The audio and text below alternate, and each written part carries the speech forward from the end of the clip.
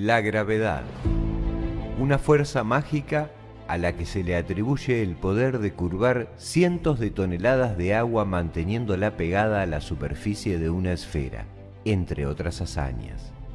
Pero ¿qué no es mágico en el universo que nos rodea? Tal como afirma Iru Landucci sobre esta ley que nos gobierna, lo único observable respecto de la gravedad es que los cuerpos caen. Su caída es, a su vez, lo único que se puede calcular, predecir y medir. Siglo XXI, año 2019, más allá que esto arrancó en el 2015, ¿por qué tanta gente, tanto profesional como de a pie, se suma a este movimiento a cuestionar tal vez lo incuestionable, como que la Tierra le daba la vuelta al Sol, ¿no? Hay un montón de cosas o hay un par de puntos que nosotros como ciudadanos de a pie nunca nos pusimos a pensar y otros todavía no teníamos la tecnología para comprobarlo y que te hacen dudar del modelo cosmológico de la teoría del Big Bang o del modelo heliocéntrico. La primera obviamente es la mecánica de fluidos, o sea, el agua siempre está a nivel, no hay manera de curvarse. Te van a intentar explicar a través de modelos gravitacionales, pero no te lo pueden demostrar. ¿A qué me refiero con esto? Si vas al colegio y terminaste la secundaria y no te interesa mucho la ciencia porque tu día a día te lleva para otro lado, te van a decir que el agua se queda pegada a la pelota, o sea, la parte externa de su contenedor, por la fuerza de gravedad que atrae todo hacia el centro. Eso fue descartado hace 100 años, porque jamás se pudo demostrar que la masa de un cuerpo atraiga la masa de otro, y menos que le orbite y se mantenga en equilibrio. Te lo asumen cuando te muestran los planetas, pero no te lo pueden demostrar. De hecho, el electromagnetismo sí es capaz de hacer eso, y el modelo actual que hoy se está planteando es un modelo electromagnético, como bien hablaba Tesla y otros científicos. Hoy en día existe el proyecto Thunderbolt Project, que es una gente astrofísica, ingenieros y demás que se dedican a hacer un estudio profundo demostrativo de cómo la electricidad y el magnetismo son las dos caras de una misma moneda, pero que realmente explican el modelo del universo que nosotros podemos observar desde acá. Obviamente no son terraplanistas, pero los terraplanistas no nos cerramos a las investigaciones, tratamos de integrar, nadie tiene la verdad absoluta aquí. Entonces, no hay una fuerza que atraiga todo al centro. Eso es la teoría de Newton. El propio Newton dejó sus cartas escritas en la Universidad de Cambridge, en donde él mismo reniega y dice que jamás podría una persona educada e instruida creer en la fantasía de que la masa de un cuerpo atraiga la masa de otro simplemente por una acción a distancia, instantánea, espontánea, sin ningún agente intermediario. Y ahí es donde entra toda esta cuestión de una palabra tabú en la ciencia moderna, que es el éter. Si sos un poquito más instruido, te van a decir que la gravedad en realidad no es una fuerza, pero es la curvatura del tiempo y el espacio. Como si una tela, ¿no? Como cuando uno se sienta en el colchón de la cama y el control remoto cae hacia el hueco que genera el peso de tu cuerpo. Entonces ellos te dicen que hay que imaginarse que el espacio es una tela y la masa de un planeta o una estrella curva esa tela, y entonces los objetos que están cerca orbitándole en algún momento van a terminar chocando contra ese cuerpo. Algo que acá jamás tampoco se evidenció. Las órbitas de la Luna, los planetas y las estrellas se mantienen donde están, no, inalterables. Entonces, ¿cómo curvas el agua? Curvando el tiempo y el espacio, que es un concepto. Vamos a curvar el amor que me llega a mí, que yo mando acá el amor hacia la gente. Lo vamos a curvar. No se puede curvar el tiempo y el espacio porque es un concepto. La fuerza de gravedad jamás fue demostrada. Lo que sí se hace con la gravedad es utilizar lo único evidenciable. Suelta un objeto, cae hacia abajo a una determinada velocidad. Y yo puedo utilizar eso para hacer un montón de predicciones. Simplemente, no tiene nada que ver con el espacio exterior.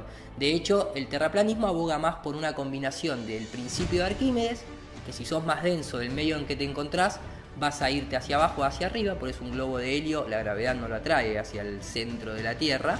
Y unido a que la orientación, por qué arriba o abajo, eso es un concepto humano. Podríamos hablar de que la Tierra tiene un potencial negativo, el cielo tiene un potencial positivo, se conduce electricidad, se puede ver en las tormentas. Entonces, si tenés una carga eléctrica o un potencial de carga eléctrica negativo o positivo, te autoorientás. Simplemente de esa forma se puede explicar de manera resumida. Hasta el día de hoy, no existe ningún experimento que demuestre que dos cuerpos sin fuerza magnética se atraigan. Los dudosos resultados del experimento de Cavendish, considerado una prueba definitiva, no ha podido demostrar a pequeña escala que dos objetos sean atraídos entre sí. Según Newton, la gravedad es la fuerza que posee un cuerpo para atraer a otros hacia su centro de masa. Según Einstein, se trata de la propiedad que posee la masa para curvar el tiempo y el espacio a su alrededor. ¿Qué modelo nos rige entonces?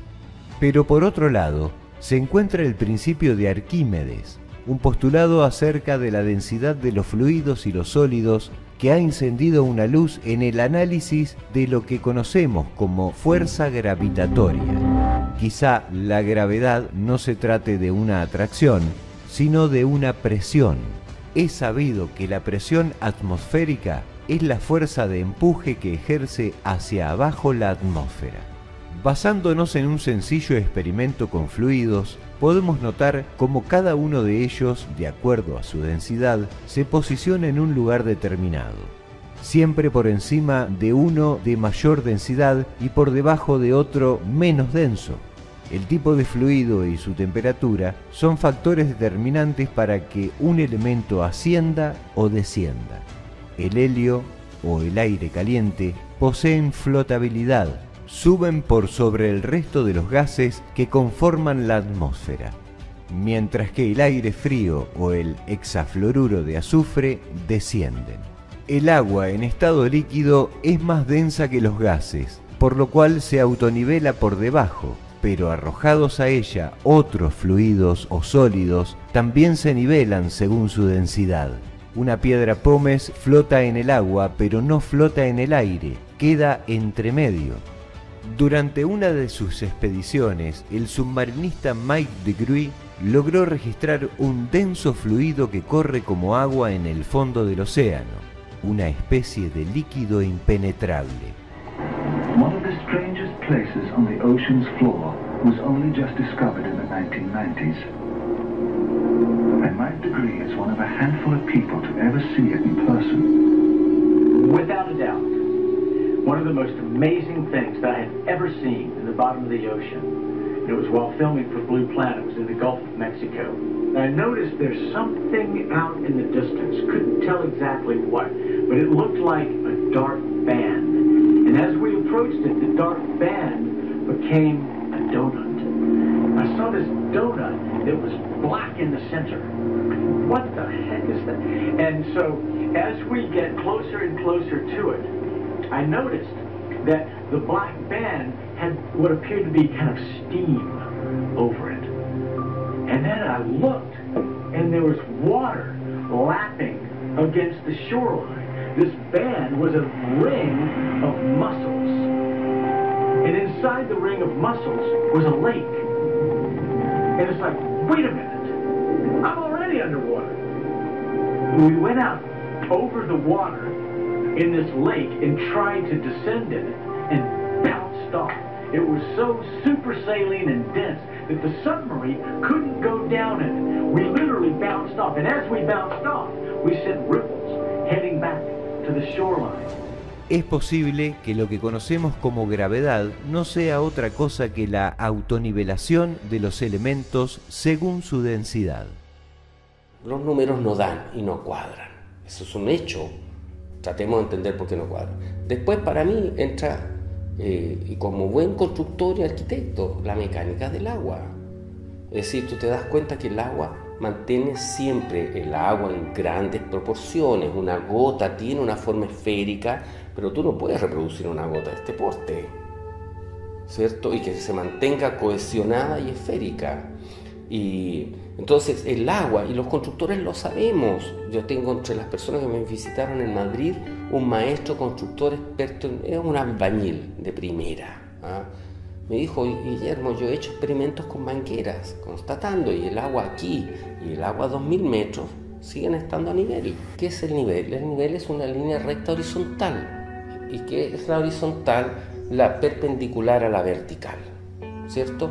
La línea del horizonte separa el cielo de la tierra y es una línea recta, no es un arco de circunferencia, ¿ya? Entonces, además de que se mantiene a nivel, ¿cierto? Y está constatado en el lago, en el Salar de Uyuni, en el lago Baikal, en el lago Balaton, en el lago Big Bear, en el litoral de Santiago, acá en la desembocadura del Río de la Plata, tú puedes constatar que el agua está a nivel y está horizontal. Ese es el segundo argumento.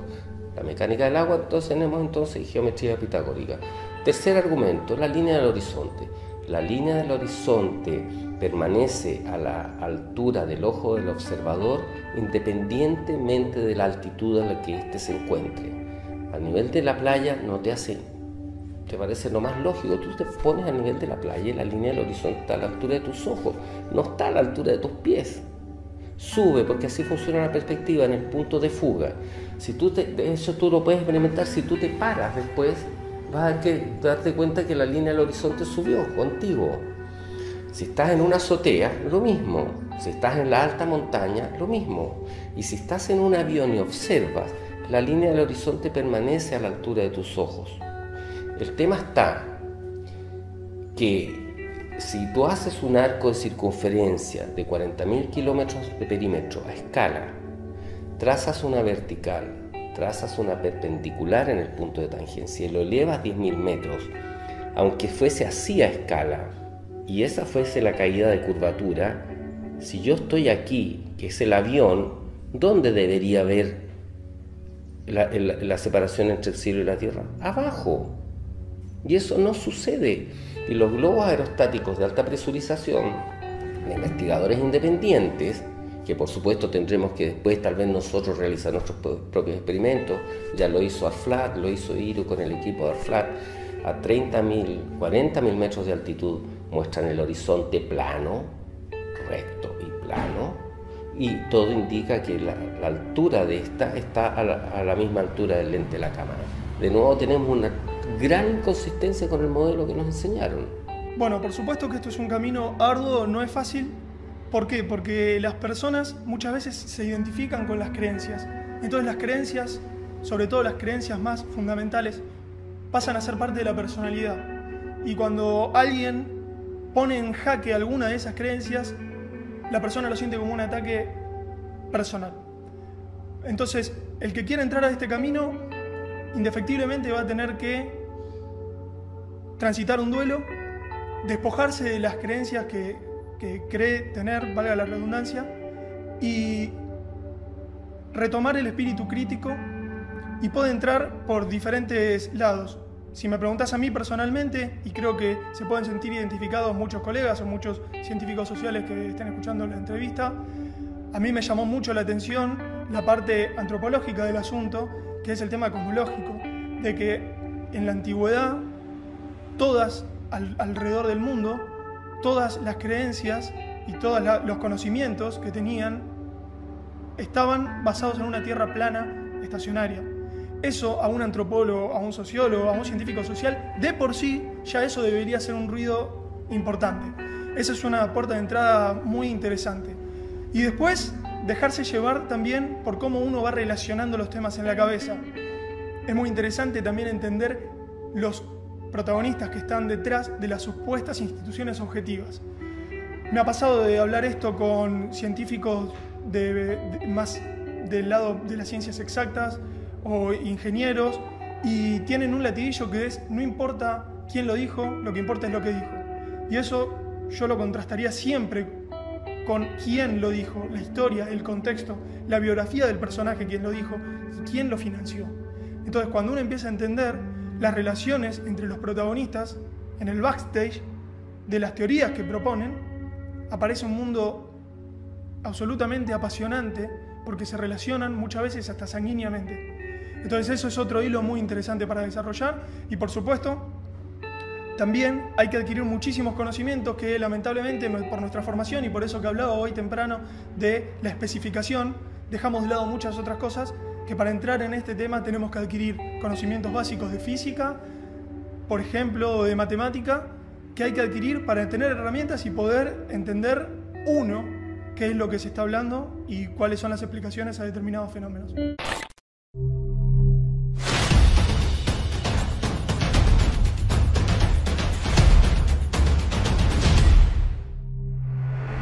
Science to give all the answers to the wonderful questions about what we are, where we're going, what the meaning of the universe is, and so on. then I think you could easily become disillusioned and then look for some mystic answer to these problems. We're exploring, we're trying to find out as much as we can about the world. People say to me, are you looking for the ultimate laws of physics? No, I'm not. I'm just looking to find out more about the world. And if it turns out there is a simple ultimate law that explains everything, so be it. That would be very nice to discover. If it turns out it's like an onion with millions of layers and we're just sick and tired of looking at the layers, then that's the way it is. But whatever way it comes out, its nature is there and she's going to come out the way she is. And therefore, when we go to investigate it, we shouldn't pre-decide what it is we're trying to do except to find out more about it. Believe the special stories that have been made up about our relationship to the universe at large, because they seem to be too local, too provincial. The earth, he came to the earth. One of the aspects of God came to the earth, mind you. And look at what's out there. How can it isn't in proportion. And also another thing has to do with the question of how do you find out if something's true? And if you have all these theories of the different religions, have all different theories about the thing, then you begin to wonder. Once you start doubting, which I think is, to me, is a very fundamental part of my soul, is to doubt and to ask. And when you doubt and ask, it gets a little harder to believe.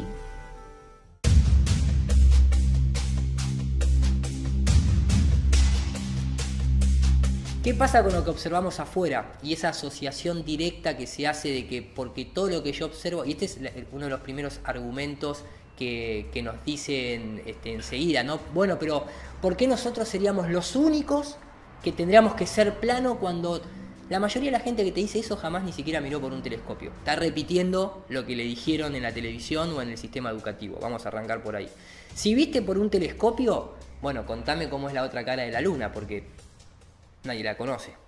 Contame cómo es la otra cara del sol, cuando la propia ciencia te dice que las manchas solares son como una mancha dentro de un fluido de un río. No es que está girando el objeto, sino que la mancha se está desplazando.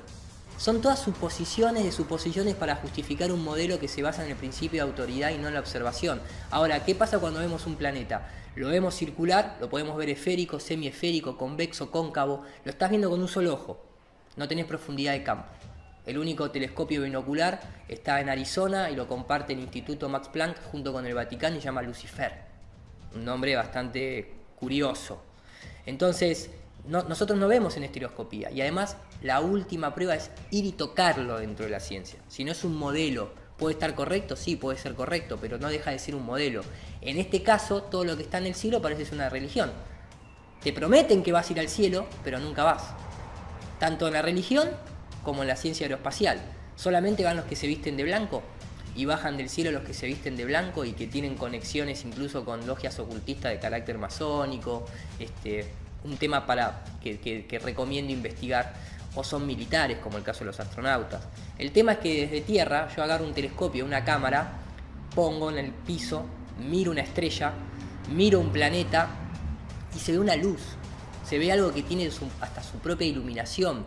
Que pueda tener fases no significa que no se autorregule o que no se recargue de la luz que puede proyectar una fuente tan potente como la del Sol, que en nuestro modelo es una fuente electromagnética. Yo pongo una lamparita al lado de una planta y crece, pongo fuego al lado de una planta y se muere. Pero necesitan justificar el sol termonuclear, aunque te dicen que va a durar 5.000 millones de años, porque tienen que basar un montón de otras cosas a nivel económico, con el hecho de siempre hay que estar quemando y haciendo explotar todo. Entonces asocian al sol con eso, pero en realidad es una fuente electromagnética. Pero las estrellas son interesantes, nosotros vemos puntos de luz que no parecieran ser soles. Cuando los ves con un telescopio, con una cámara de alta potencia, lo único que vas a ver es un punto de luz blanco que por las capas atmosféricas, nosotros siempre estamos abajo de las capas atmosféricas, es como ver a través de, como si vos te metieras en una pileta de agua y pretendieras ver un objeto que está fuera del agua. Lo único que vas a ver es un punto de luz difractado porque la luz en el medio que atraviesa, que es nuestra atmósfera, se difracta y vas a tener la sensación, dependiendo de la temperatura y las condiciones climáticas de ese momento en la observación y cómo está el tubo del telescopio, si está o no adaptado a las temperaturas externas, vas a ver un punto de luz que hace así, porque es como estar abajo del agua, y puede ser que tenga una colorimetría un poco verdosa con roja y azul, porque simplemente la luz, como cuando lo pasás por un prisma, se difracta y muestra su verdadera esencia, que es la luz blanca. Está compuesta de un montón de otras ondas electromagnéticas, desde el infrarrojo hasta el ultravioleta, y esto es lo que vas a ver, y nadie te va a poder demostrar que ese punto que está ahí es un sol. Te lo van a demostrar a través de animación por computadora o de interpretaciones artísticas como se hacían en otra época cuando la computadora no existía para hacer gráficos. Sigue siendo un punto de luz blanca. ¿Que para qué sirven las estrellas? ¿Por qué están las estrellas? Son una guía en el plano espiritual y en el plano terreno. En el plano terreno, ¿para qué te sirven? Para saber las estaciones del año, cuándo tenés que cultivar, cuándo tenés que cosechar, cómo orientarte en el mar, haciendo una triangulación. Cualquier navegante que se orienta por estrellas no va a calcular el arco de la base del triángulo con la estrella y el punto de él en arco. Va a ser un triángulo recto.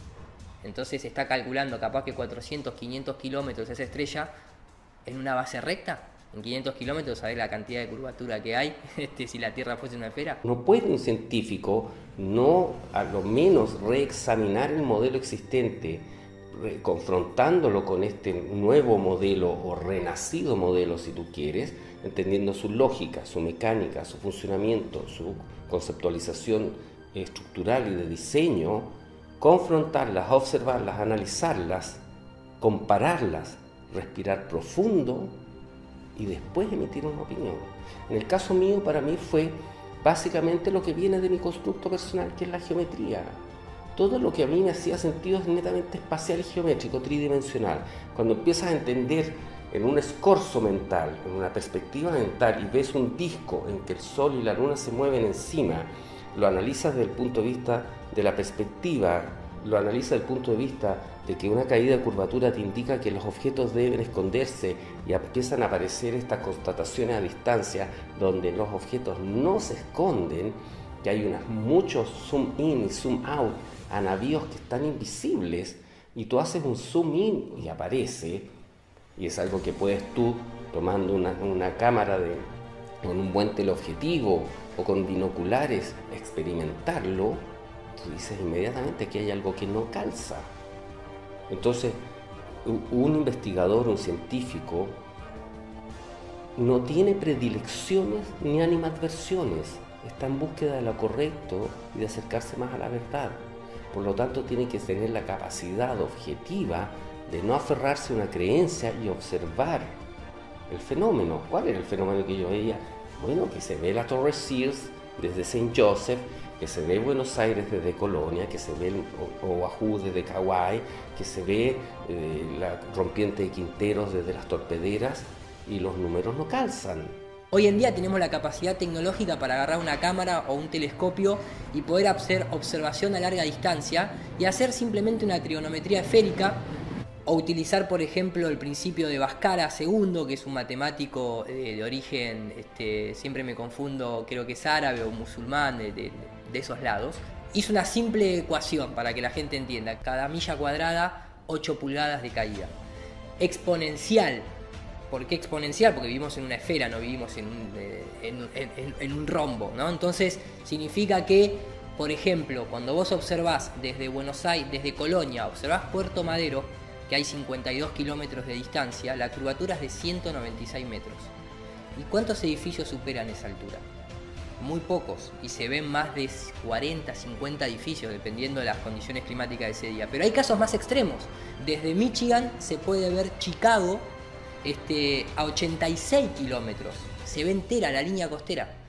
Obviamente se ve distorsionada, por lo que se conoce el fenómeno de la Fata Morgana, que no es otra cosa que un fenómeno óptico, como cuando en la ruta se ve que parecía que hubiese agua. Es por cambio de temperatura que vos estás viendo la línea del horizonte, que es un ángulo muy chiquitito que llega al observador, sea esto una cámara o el ojo. Entonces se distorsiona la imagen y tiende a fluctuar. Se cortan los edificios en algún momento por perspectiva, lógicamente, pero sobre todo porque estás viendo a través del aire, y el aire en acumulación, al tener vapor de agua, hace como si estuvieses viendo un objeto a través de un vidrio con agua dentro, de un vaso con agua. Los objetos se van a cortar y van a tender a desaparecerse. Entonces, ¿por qué se ven estos objetos si deberían estar ocultos por detrás de la curvatura? Hoy en día hay un ingeniero civil muy conocido en YouTube que se llama J. Toland, que hace observación con lentes infrarrojos a 10 kilómetros de altura viajando en un avión, y vos no podrías ver más de 380 kilómetros al horizonte, y esta persona filma objetos, ciudades, ríos, montañas, a 1000 kilómetros de distancia. Ya todo eso rompió el modelo heliocéntrico. Los globos aerostáticos que se tiran con cámaras a 40 kilómetros de altura y se ve el horizonte totalmente recto. A veces se tiene la percepción de un círculo, como cuando uno está en mar abierto o en una montaña con las condiciones climáticas ideales. Vos tenés la sensación de circularidad porque el ojo o el lente es convexo. Por lo tanto, la luz o la imagen se proyecta en una curva. Entonces la imagen resultante siempre es circular, pero no es que sea curva. Y ahí entra también mucha confusión. Otro método muy interesante para analizar la Tierra esférica es ponerse a estudiar históricamente. ¿Se demostró que la Tierra gira alrededor del Sol o sobre su eje? ¿Se hizo instrumental mecánico, científico, para contrastar lo que uno siente? Porque nadie siente que la Tierra gira. Nos dicen que somos muy pequeños, que la Tierra gira muy lento con respecto a su tamaño, pero no se puede sentir. Bueno, vamos a la ciencia, desarrollemos un instrumental. ¿Qué resultados da ese instrumental? La Tierra está quieta, es plana como lo indica, y todo lo demás es una fantasía del modelo heliocéntrico. Y déjame añadir algo más. Hablando de este sistema cerrado dentro de nuestro mundo, nosotros vivimos en un sistema cerrado, por eso tenemos presión atmosférica. Si uno va a la ciencia y va a la termodinámica y va al principio de entropía y va al principio del equilibrio de las presiones, cualquier científico, cualquier físico sabe que un sistema de alta presión inmediatamente va a tratar de equilibrarse llenando el espacio de un sistema de baja presión. Nosotros vivimos supuestamente en un espacio exterior que prácticamente es tan potente que tiene presión cero, básicamente. Entonces, ¿por qué nosotros tenemos atmósfera? Nos deberíamos haber arrancado debería haber desaparecido la atmósfera, más con la cantidad de cohetes que supuestamente salen y rompen el principio de equilibrio. ¿Qué pasó con el agujero de la capa de ozono? Todos negocios y mentiras, por lo menos viéndolo desde nuestro modelo. No se explica por la gravedad, la presión. No, bueno, es que los gases de la atmósfera se mantienen gradualmente a medida que se alejan ¿de qué? ¿Del que se curva el tiempo y el espacio? ¿O de la fuerza que atrae todo hacia el centro? Ahí dejo la puerta abierta para que quiera seguir investigando.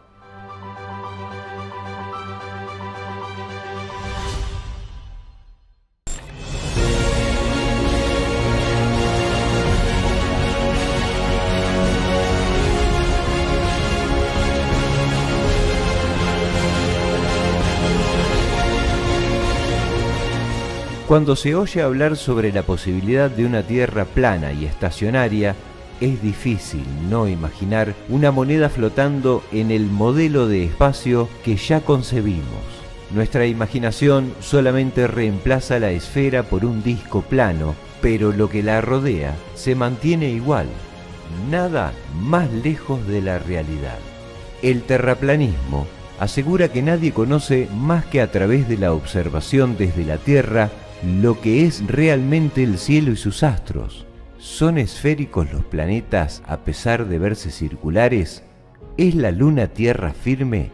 ¿Son las estrellas soles muy distantes? Sin embargo, el gran opositor a esta acepción es la NASA y sus agencias asociadas, naciones que solo parecen ser aliadas en el espacio. Nadie más que la NASA, con sus representaciones realizadas en computadora, puede mostrar al Sol como una inmensa bola de fuego. Nadie más que la NASA pudo flotar en el espacio, llegar a la Luna, hacer viajar una sonda a los confines de la galaxia, poner un robot en Marte y, sobre todo, mostrarnos la Tierra como una esfera.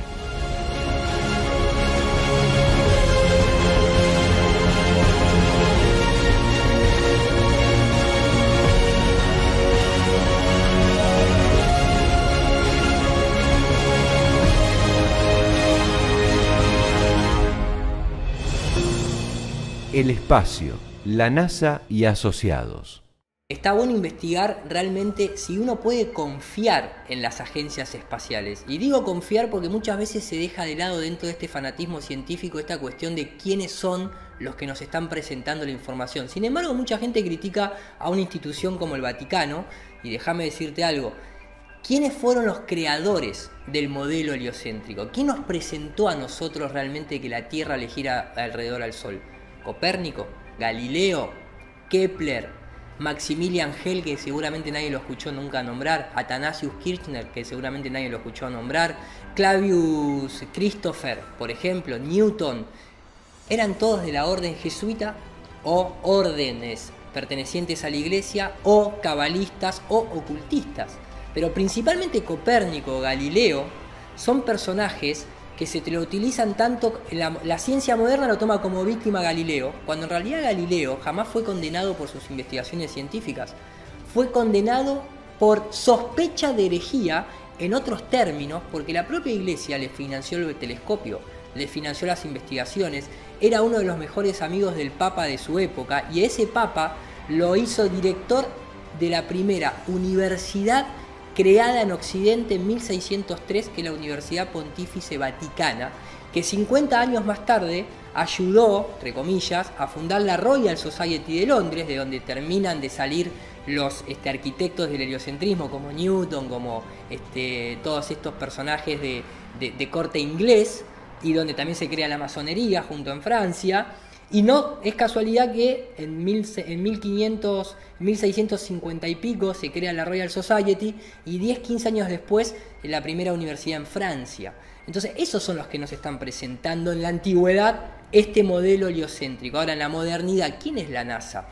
La gente no sabe que la NASA está de alguna manera creada a través de una operación denominada Paperclip, que fue esta operación que cuando finaliza la Segunda Guerra Mundial, Estados Unidos y los aliados ingleses mandan a capturar a los principales científicos nazis y se los llevan con privilegios, y en Estados Unidos ocupan dos de las grandes agencias que hoy en día lavan el cerebro de la humanidad. Una es la NASA y la otra es la CIA. También mandan científicos acá a América del Sur, a Brasil y Argentina, por eso las historias urbanas de que Hitler murió en el sur de Argentina. Fíjense lo que es el sur, las edificaciones, a ver si realmente no vinieron alemanes, después pongámosle el escudo que quieran. Y otros tantos se fueron a Rusia.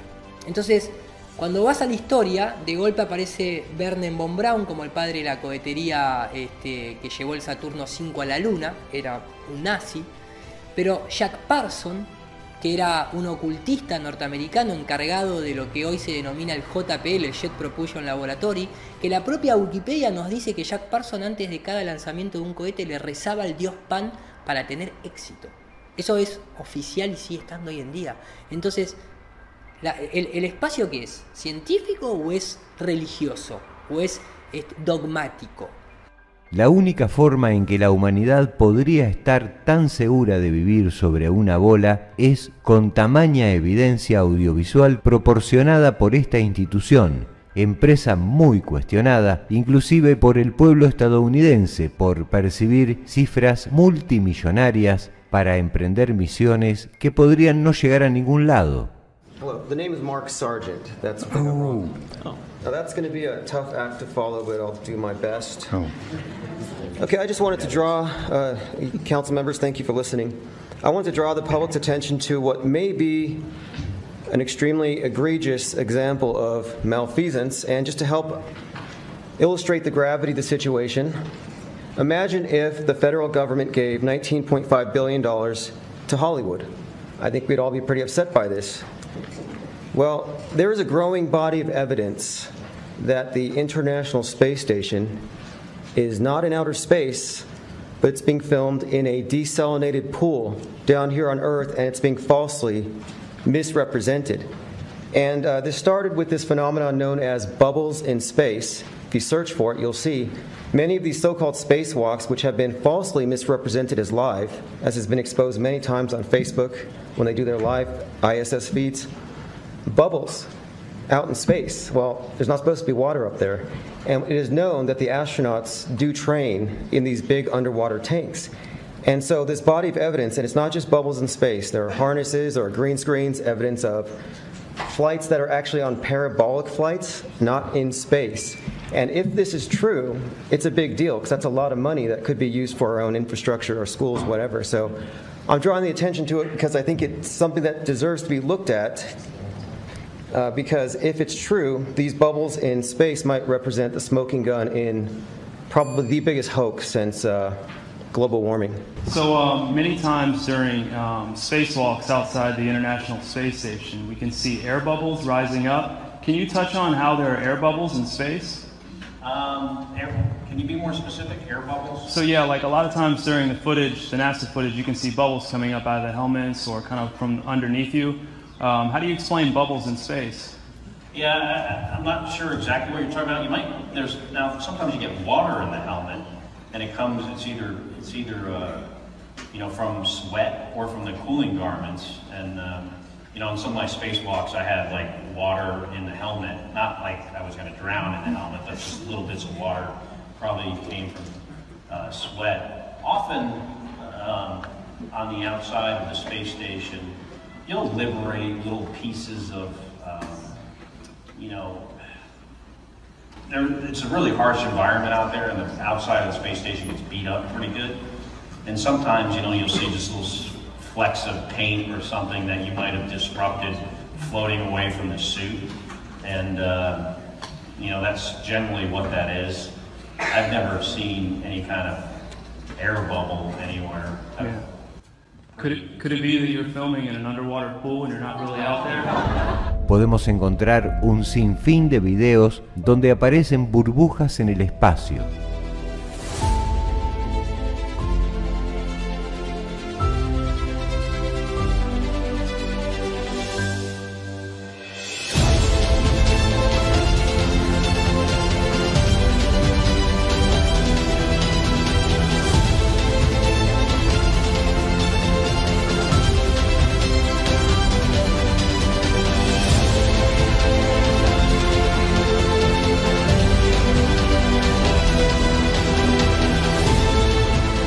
Paradójicamente, las caminatas espaciales se practican en piscinas y, según la NASA misma, para ser buen astronauta hay que ser un muy buen buzo.